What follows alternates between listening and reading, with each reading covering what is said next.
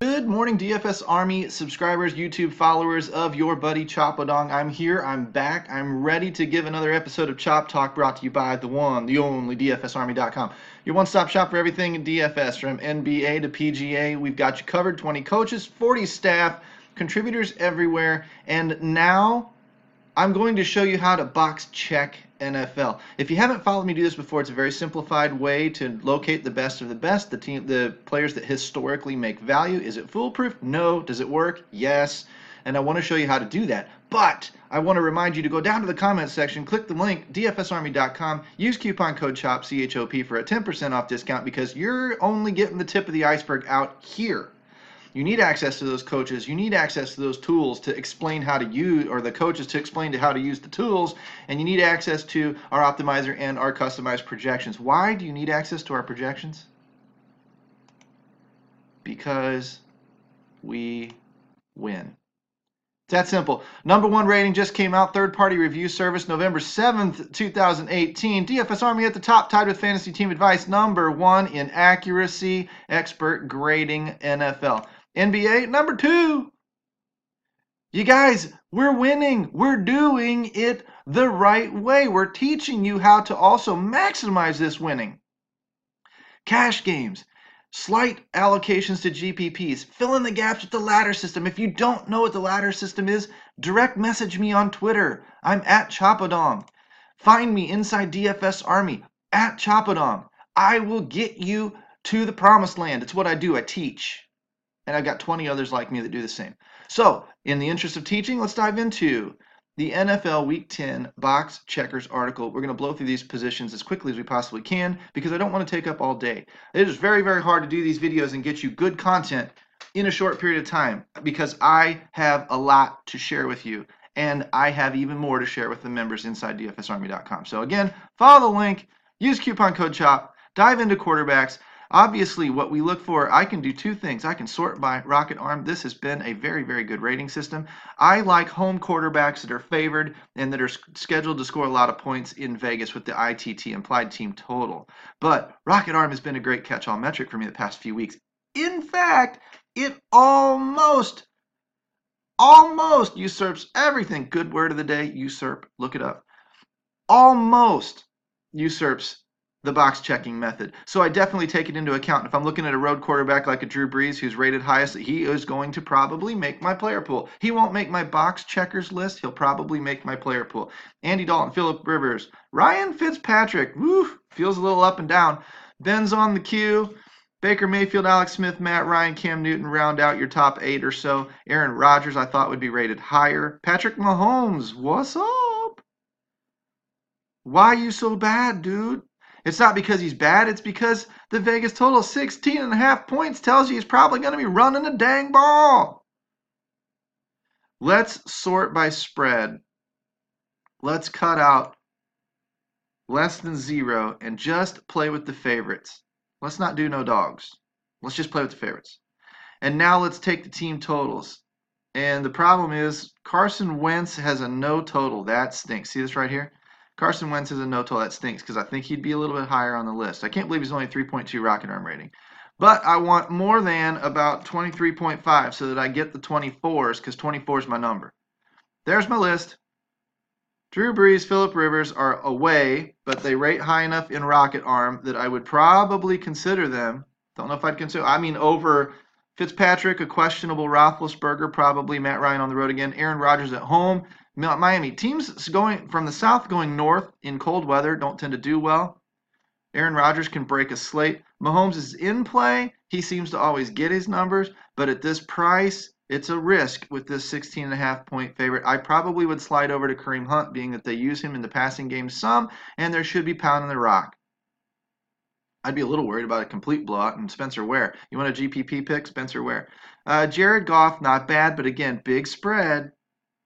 Todd Gurley game, potentially. So this is what we're looking at. These are your playables, okay? When I kick over to it, wasn't that easy? Oh, let's go back. Let's do something fun. You want to play the 1 p.m. slate only? There's your playables. You want to play the 4 p.m. slates only? There's your playables.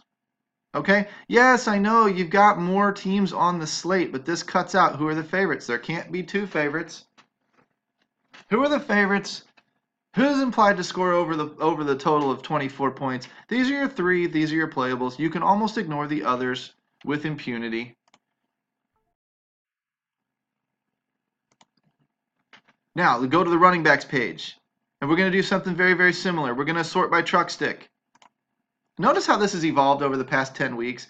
As these tools get better and as we learn how to use these tools and they evolve with the numbers and the data that we pull, and the numbers get better that we pull because we've got larger sample sizes based on this year, better than they were in week 2. I mean, really and truly, dudes, they're better than they were in week 2.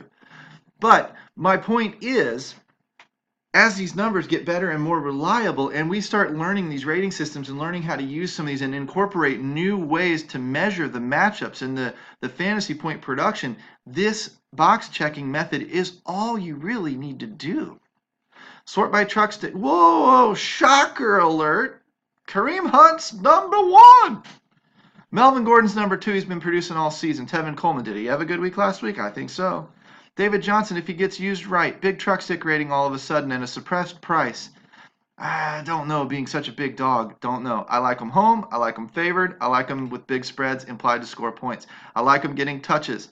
Kamara's in a committee. Kamara looked great last week. Would that continue this week? I don't know. I can tell you he's high on our list. We see something that that everybody else in the industry probably sees, but how are you going to prioritize that? Saquon Barkley's back. Chubb, 6,700, not terrible. He's been producing. Gurley, why are you so low, dude? Why are you so far down on the list, man? Why your price be dropping, bro? Probably because he's not been used as much the last 2 weeks. He's not the auto plug and play he was. Give me a $400 discount. Give me a slight discount off of DraftKings. Put me in a 10-point favorite situation. And if I can find the wide receiver value, hello, Gurley. Trust that dude's production. Everything rolls through him. Look for reasons to use him, not reasons to get away from him. Last week, the week before, we were kind of forced away from him due to his price and due to his matchup. He might be back in a favorable matchup again. Scroll on down. You got other names to choose from. James Conner, what's up? I know that Le'Veon Bell is supposedly coming back, but he ain't called nobody at camp yet. He ain't checked in yet. Said he's too busy tweeting upside down cryptic writing bullshit that nobody can read if you're Spider-Man checking your ankles. I mean, it just it doesn't make any damn sense. The dude's messed up. So at any rate, we can take these out. We can scroll this over just a smidge. And I'll show you another thing here in a second. We're going to knock out the favorites.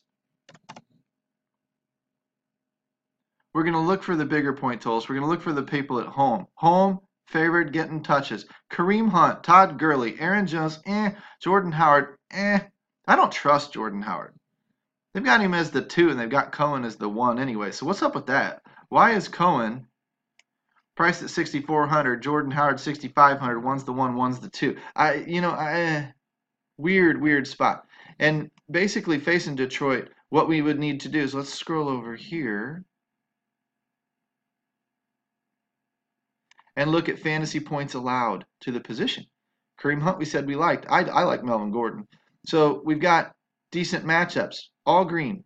Bad rankings for the opponent mean good rankings for good points given up to our running backs. So, maybe you would do a Kareem Hunt, Melvin Gordon, Tevin Coleman, in spite of a couple of them being on the road. Todd Gurley's in a little tougher spot, but you know what? He destroyed him a few weeks ago. Aaron Jones is in a good spot. Don't like it myself, but Jordan Howard's in a pretty good spot. That puts Jordan Howard and Tariq Cohen in a pretty good spot. So Detroit's not exactly stout against the run. That's how you can double check some of these matchups, but these are generally your playables. You might scroll down for a little bit of value, but generally I pay up for running backs. Wide receiver matchups.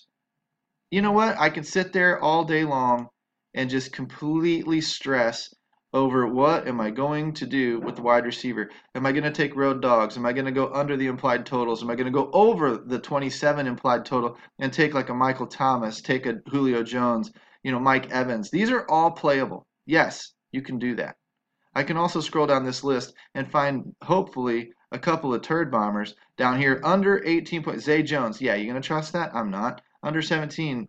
Christian Kirk. Now that one's intriguing, right? I'm looking for value. And when I'm looking for value, I've got an okay sticky hands rating, 5,400 for Kirk. Say that 5 times fast. For Christian Kirk, he might fill in that last wide receiver spot. But I'd also be looking at other players too. Tyler Boyd, top rated on the week. What's up with that? He's going up against, I would think somebody going up against Tampa Bay. Josh Doxson, 4,900. Probably playable as a punt to get you up to Gurley and Hunt and those guys. Okay, you're using these players and you're picking the volatile position, so you're paying down with it, and then you're going to go ahead and look for a stable position and pay up there. And if you can use one to parlay into the other or to capitalize on the other, that's when you would do that. If not, you might just go more balanced and kind of take the best across the board you could possibly do. But you're going to forego somebody like a Kareem Hunt or that is in a smash spot, or a talent like Gurley that can smash any matchup. So you're going to probably have to play a little stud and scrub in a couple of spots. Where would I pay down? Typically quarterback, wide receiver, tight end, defense. Where would I pay up? Definitely running back. And a lot of times on Fanduel, I'll pay up towards the upper echelon of quarterbacks. On DraftKings, I'm looking for the lowest viable quarterback outside of GPPs. Because history has shown that paying down at quarterback pays on DraftKings. Paying up a little bit at quarterback pays on FanDuel. That's just historical numbers of who performs and who hits value. Okay, so that's my little tip to you. But wide receiver wise, Michael Boyd, Mike Thomas, or Tyler Boyd, Mike Thomas, Julio Jones. Julio's always in play. I know earlier in the year I was saying he's overrated. He doesn't score touchdowns, but man, he's been getting the targets. He's got a great floor. We know his ceiling, but is it really his ceiling if he never tests it? So I would say he's a very cash viable, which, I mean, this is killing me to say this, but he's a cash viable wide receiver. I don't know. He can win GPPs, but I don't know how if he's going to test that ceiling. He's an enigma, man. And it's Atlanta's fault, not his. Mike Evans, probably overpriced. I know Fitzy likes him. Erickson, where'd this dude come from? It's obviously the matchup that Cincinnati takes on with New Orleans. Where's AJ Green? See, I don't know. I haven't seen a lot of news yet. I watch the football games, but I don't pay a ton of attention. I watch them as a fan. When I'm doing DFS, I'm relying heavily on numbers. And fault me for that if you want, but I don't give a crap because you are going to learn a simplified method of doing this yourself. If you've got little kids running around picking up Cheetos on the floor, you don't got time for this kind of crap. I'm saving you time. I'm making you competitive by knocking all that time off and showing you how you don't necessarily have to absorb yourself. And did he tie his shoes at 6:30 this morning or 7:30 this morning? Because that gives him a 0.00001 edge, and I might take him in a GPP because his ownership's going to be a little bit low. Man, screw that shit. That's for the pros. You don't need to worry about that. If you're an average day Joe, I can teach you how to compete with the pros by using these methods. Sticky hands rating. And look for the cheap guys. John Ross, of course, in Cincinnati is probably not going to play, but Tyler Boyd for sure. I can't do Erickson probably. Landry's been underpriced for weeks. He's due some positive touchdown regression, but he's got Baker Mayfield throwing it at him. It's not like Atlanta's an intimidating secondary. Traquan Smith probably with Dez Bryant showing up, probably not. Shouldn't be rated this high. Juju Shoes. See, I pay attention a little. Josh Doxson, good viable punt. Harris, this is kind of pukey, but these guys are getting the ratings. These guys are climbing the rating system. DJ Moore again. Wouldn't that be something? A 1 week early and he smashes this week. I mean, that's the DFS gods trolling me. They do that all the time. Can't go that low with Amendola and those guys. Christian Kirk's intriguing. So there's a few punts for you. And then you can end up with some of the higher rated balanced guys. You're in favorable matchups. You're in favorable situations. You're in spots that give up fantasy points. When we go to tight end, what we end up doing is we go back to Vegas. Okay, we don't use that with wide receivers because it hasn't shown a ton of correlation to actually leading to results. But I'm going to go favorites again. And I'm going to go high team total again. Boop. Greater than. Same number, 24. So we spiked that just underneath it a smidge. And now we're going to look for home, favored, and implied to score points. And we've got that already set. And we're going to sort by sticky hands again. Vance McDonald, very interesting. Low price. And we're going to look to pay down. Ben Watson. Can he duplicate what he did last week? I don't know. Jesse James and Vance McDonald. Austin Hooper. Jimmy Graham. Travis Kelce. $8,000. That's just twisted. I'd love to use that guy. I used him in GPP lineup, stacked him with Mahomes last week, but that's the only way I can do that because I have to punt everywhere else, and it gets me off of a standard construction that tends to have a higher floor for cash games. Again, you want to learn the difference? You got to be a member at DFSArmy.com. You got to click that link at the bottom. Subscribe to the channel, like the content, ring the bell so you get notifications whether I do NHL, NFL. You know what? You ring the bell, you get the notification, and if you're an NFL guy and you see me drop an NHL video, skip it. Big deal. You don't offend me. I love all the sports. If you follow my Twitter account, I love pretty women. Cameron Brate, Tyler Higbee, Virgil Green, Josh Hill. I don't know which one of these guys I would actually use. So I might even tie break by sliding over this way. Oh, I could look at our projections if I wanted to. I don't know if I would, base my decision completely on that. I would base it heavily on tight end points allowed to the position. And these there you go. Pittsburgh's in a good spot. New Orleans in a good spot. You might just shut your eyes and roll with it. Even Hooper, not a terrible spot. Down here, Antonio Gates, yeah, right. Like I'm gonna try. He's pretty get out there. The only thing that dude's missing from the walker he uses is the tennis balls on the bottom of it. He old. Virgil Green, Josh Hill. I mean, that's because of the same matchup as these guys that are a little bit more used up here. So it doesn't look like a good week for tight end. It looks like a week where we're probably going to be punting. Tight end, I wouldn't punt with Jesse James when Vance McDonald's in the committee with him. I might punt with a Ben Watson. That feels awful. Feels awful. Ooh, that feels awful. Yeah, I still don't know what I'm going to do on here. I wish I could help you more. Defensive matchups, what we're looking for is big spreads and lower totals because that's going to imply lower totals here because that's going to imply, let's sort by ascending and see what this does. The over-unders at low totals are going to imply with big spreads that the team is going to, the opponent is not going to score a lot of points. So when we get a big spread and a low opponent total, the defense is definitely in play. And looky there, without even looking, New Jersey pegged Buffalo. Boink. I mean, you just target Buffalo every week and you're fine. You're going to pay for it. The sites are jacking up the prices for it.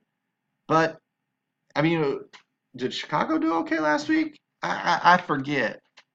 I forget because they looked like the #1 wide receiver on the slate when their score was said and done. Let's see. There's your team total for Buffalo. That's another thing you could do. You could search for team totals and take the opponent. Under 20 is okay. Under 18 is glorious. So if I find a 16.8, there's KC defense in play. Arizona implied to score under 17 points. KC defense is in play. KC defense. Fanduel salary 2,500. Is that even right? Oh my God, if that's right, that's just an auto lock. Auto lock. Holy sheep shit.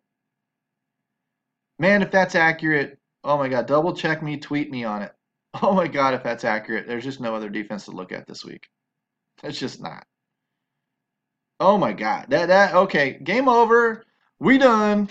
Video over. I mean, shit. Again, you can go back just to fill in a little bit of time. You can go back. I mean, it was 20 minutes, and I did a lot of talking on sidebars and tangents. So you can go back to running back, and you can pick off of the slate using truck stick. Come on, load up.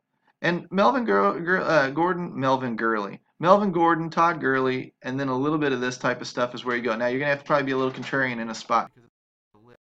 If I just looked at the 1 p.m. slates, I mean, I can't use Gordon or Gurley, so I'd probably have to get a little bit different construction. This is another thing we talk about inside DFS Army some that I'll tip you off to, and then we'll get out of here today. A lot of times people say, hey, do I run 1 lineup or 3 lineups or 5? Well, I'm a 3 lineup guy, but I don't necessarily run all 3 lineups on the same slate. See, I can get married to players just like you, and I love Kareem Hunt this week, so I'm gonna be all in on him, and I'm a knee injury or a concussion away from being completely foobarred.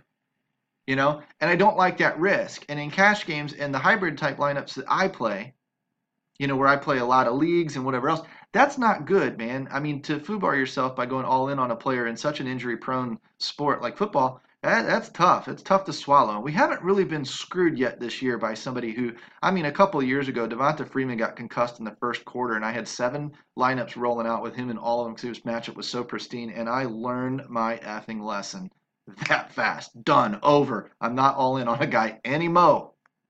No can do. And I mean, I break out in hives when I'm all in on a guy. But the bottom line is this is how you can avoid that. You can play different slates. Put your main ladder or your main lineup in the main, put it in the 1 p.m., put it in the 4 p.m. Make sure you can build your contests appropriately if you like chasing qualifiers, if you like leagues, if you like tournaments, whatnot. Get them in the right spots. You know, another thing I'll do, I'll build one big main lineup. I'll take on a bunch of head-to-heads. I'll take on some leagues. I'll take on some bigger leagues or some smaller tournaments. And then I will take that lineup and say, you get, 75 to 90% of my budget. $100 for the day, you got $80. On that lineup alone, I'll sprinkle it around in different contests, but that's the lineup I'm trying to win with. And then I'll take another $15 or so and put them in $1 and $2 GPPs, and I'll make 5, 7, 10 GPP lineups, sprinkle them around, and now I'm covered because if my cash game lineup, this is basically the ladder system, it's basically bankroll management 101. If my main lineup grinds up a 30% ROI, 50% in a great week, then it more than covers whatever I lost in the GPPs, and I made on $100 I made $25. That doesn't sound sexy, but it works. And it keeps you from ever having to redeposit again. And some weeks you'll win $200, and some weeks you'll lose $50. But you stay alive and you stay afloat damn near indefinitely when you play that way. And you've always got 5 to 10 to 15 GPP shots out there that are like scratch-off lottery tickets, where if you play enough of them over a long period of time, you will hit. But here's the bitch. If you're always redepositing, you quit and you give up before you give yourself a chance to hit. Learn how to play the right way. We teach that. DFSArmy.com. I'll show you really, really quickly here our pricing schedule and wrap this video and send you off for the week. We're $50 a month for everything. That is all of the coaching. That is a pittance. You don't get individual sports. You don't get just a crappy optimizer that doesn't allow you to customize anything. You get the race car that is dominating DFS right now with our projections and our player picks and our suggestions. $35 a month, you can try us out, test the tools, play with the tools, whatever, but you don't get us to explain to you how to use the tools. I don't even look at this. I look at this as a junk option. We do have some free month options. You might want to check those. We've got a yearly option that really drops things down. And use code CHOP, C-H-O-P, drop this to $45 a month. Okay? It isn't hard. Invest in yourself. Get in here, get the coaching, get access to people like me, pick my brain. I am not the best DFS player in the world. I'll admit that. But I can coach. And I can help you get better. It's what I do. It's what I enjoy doing. I play lightly. I play small bankroll type stuff because I'm keeping my finger on the pulse of the DFS world so that I can adjust and evolve with the game. But I pass that information off to you guys. I've helped people that have $5 to play per slate, and I've helped people that have well over $15,000 bankrolls and higher that play $1,000 to $1,500 to $2,000 per slate. That boggles my mind that people do it, and I can help them too. It's just math, man. Once you've got a system, once you've got percentages, you can guide anybody through anything, and that's what I do inside DFSArmy.com. Anyway, I'm your buddy Choppadong. I'm going to head out of here. I'm going to go look at NBA, go look at some NHL, go play around a little bit with some other websites and stuff, write some content for DFSArmy.com. Follow me out on Twitter. Hit the link or the like and the subscribe button inside DFS Army or inside the YouTube channel here. Go to DFS Army.